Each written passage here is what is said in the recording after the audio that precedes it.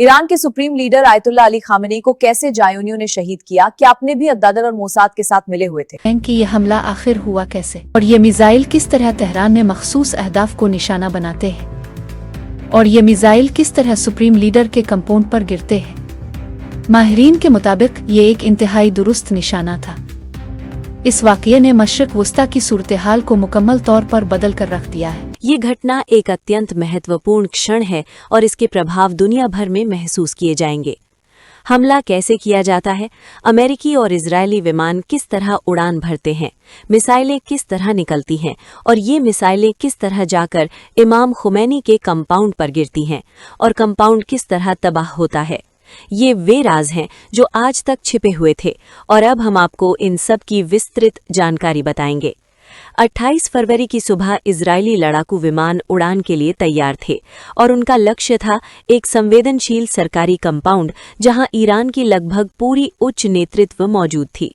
कुछ घंटों बाद मिसाइलें अपने लक्ष्य पर पहुंची और भीषण तबाही मच गई। इस हमले में न केवल सुप्रीम लीडर अली खामेनी बल्कि मुसल्लह बलों के चीफ ऑफ स्टाफ, रक्षा परिषद के प्रमुख और इस्लामिक रेवोल्यूशनरी गार्ड के कई वरिष्ठ कमांडरों सहित 30 से अधिक शीर्ष नेताओं को शहीद कर दिया गया। एक ही हमले में ईरान की सैन्य और राजनीतिक नेतृत्व को निशाना बनाया गया। हमले के तुरंत बाद पूरा क्षेत्र तनाव की चपेट में आ गया। ईरान का जवाबी वार बेहद तेज और घातक था, जिसने पूरे मध्य पूर्व को हिलाकर रख दिया। ये जवाबी हमला कितना गंभीर था? केवल इजराइल पर 200 से अधिक मिसाइलें दागी गईं।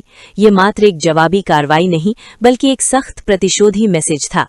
ईरान की प्रतिक्रिया केवल इजराइल तक सीमित नहीं रही, बल्कि पूरे क्षेत्र में इसके प्रभाव महसूस किए गए। कई अन्य देशों में भी हमलों की खबरें सामने आईं। दुबई के हवाई अड्डे पर ड्रोन हमला, बहरीन में अमेरिकी नौसैनिक अड्डे पर हमला, कतर में दर्जनों बैलिस्टिक मिसाइलें दागी गईं और सऊदी अरब सहित अन्य देश भी इस तनाव से प्रभावित हुए। इस घटना पर वैश्विक शक्तियां भी गहरी नजर रखे हुए हैं। इस घटना के औचित्य पर दुनिया में दो अलग अलग दृष्टिकोण सामने आए। अमेरिका और उसके समर्थकों के अनुसार ये एक आवश्यक युद्ध था ताकि एक बड़े खतरे को रोका जा सके, जबकि आलोचक इसे एक अवैध कार्रवाई बताते हैं। ईरानी रेड क्रिसेंट के अनुसार इस हमले और इसके बाद की कार्रवाइयों में 555 से अधिक ईरानी नागरिकों की जान जा चुकी है। एक देश युद्ध की चपेट में है और पूरी दुनिया सांस रोककर इस स्थिति को देख रही है। सवाल ये है कि क्या ये एक नई और अधिक विनाशकारी युद्ध की शुरुआत है और इस आग को बुझाने के लिए अंतर्राष्ट्रीय समुदाय क्या कदम उठाएगा? ये समय की सबसे चिंताजनक युद्ध स्थिति बन चुकी है, जिसके प्रभाव आने वाले दिनों में पूरी दुनिया पर महसूस किए जाएंगे। इस हमले ने न केवल ईरान बल्कि पूरे मध्य पूर्व में राजनीतिक और सैन्य संकट को जन्म दिया है। अमेरिका, रूस और चीन सहित विश्व शक्तियां स्थिति का बारीकी से विश्लेषण कर रही हैं। क्षेत्र के अन्य देशों में भी चिंता बढ़ गई है, क्योंकि किसी भी क्षण तनाव और बढ़ सकता है। ईरान ने स्पष्ट कर दिया है कि वो अपनी धरती और नागरिकों की रक्षा के लिए हर संभव कदम उठाएगा। इस घटना के बाद ग्लोबल एनर्जी बाजार भी प्रभावित हुए हैं, क्योंकि ईरान ऊर्जा आपूर्ति का एक महत्वपूर्ण केंद्र है। तेल और गैस की कीमतों में वृद्धि की आशंका बढ़ गई है, जिसका असर ग्लोबल अर्थव्यवस्था पर पड़ सकता है। अरब लीग और अन्य क्षेत्रीय गठबंधन तनाव कम करने की कोशिश कर रहे हैं, लेकिन अब तक कोई स्पष्ट प्रगति सामने नहीं आई है। शहीद हुए नेताओं के बाद ईरान की जनता में शोक और भय का माहौल है, लेकिन साथ ही यूनिटी और हौसले की भावना भी मजबूत हुई है। विश्लेषकों के अनुसार ये घटना भविष्य के संभावित युद्धों और सैन्य गठबंधनों पर गहरा प्रभाव डाल सकती है। इस घटना ने दुनिया को दिखा दिया है कि आधुनिक युद्ध तकनीक और पूर्व नियोजन किस हद तक किसी देश के राजनीतिक और सैन्य ढांचे को प्रभावित कर सकते हैं। ग्लोबल मीडिया में इस घटना की खबरें लगातार प्रसारित की जा रही हैं और नए विश्लेषण सामने आ रहे हैं। ईरान की सैन्य नेतृत्व ने भी भविष्य में ऐसे हमलों का मुकाबला करने के लिए सशक्त रणनीति अपनाने की घोषणा की है। ये दुनिया के लिए एक परीक्षा का समय है कि वो शांति बनाए रखे या बढ़ते तनाव का हिस्सा बन जाए। आने वाले दिनों में स्थिति किस दिशा में जाती है, ये ग्लोबल शक्तियों के निर्णयों पर निर्भर करेगा।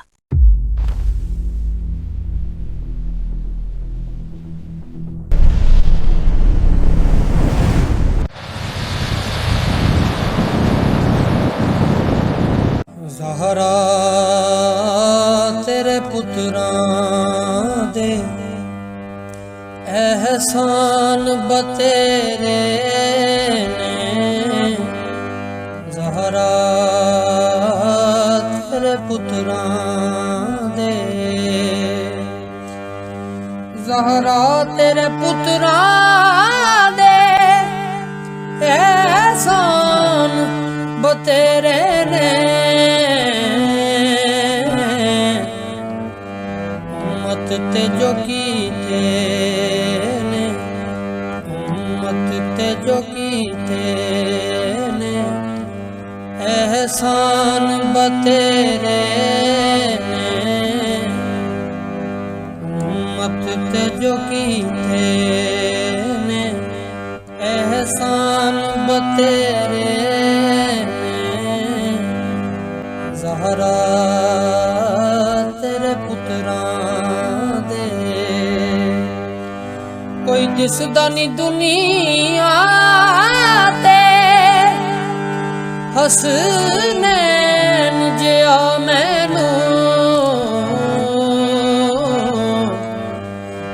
जो साहिब किरदार ते इंसान बतेरे ने जो साहिब किरदार ते इंसान बतेरे